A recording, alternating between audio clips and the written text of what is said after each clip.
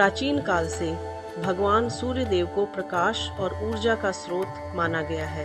सूर्य देव के रथ में 7 घोड़े होते हैं। इन घोड़ों के नाम हैं गायत्री, बृहति, उष्णिक, जगति, त्रिष्टुप, अनुष्टुप और पंक्ति। गायत्री अनुशासन और सख्ती का प्रतीक है। बृहति गति और शक्ति का प्रतिनिधित्व करता है।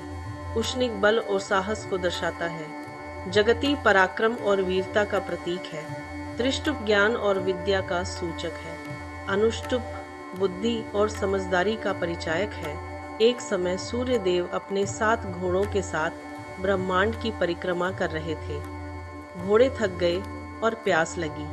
तब सूर्य देव ने उन्हें विश्राम दिया और उनके स्थान पर 2 खरों गधों को रथ में बांध दिया।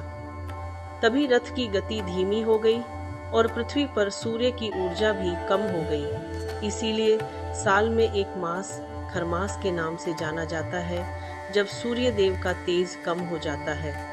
मकर संक्रांति के दिन सूर्य देव अपने घोड़ों को पुनः रथ में बांध लेते हैं और फिर तेजस्वी होकर आकाश में प्रकट होते हैं। सूर्य देव और उनके 7 घोड़ों की यह कथा हमें जीवन में प्रकाश, समय, ऊर्जा और संतुलन की महत्ता बताती है। भारत के ओडिशा में स्थित कोणार्क सूर्य मंदिर सूर्य देव के इस स्वर्णिम रथ का भव्य प्रतीक है।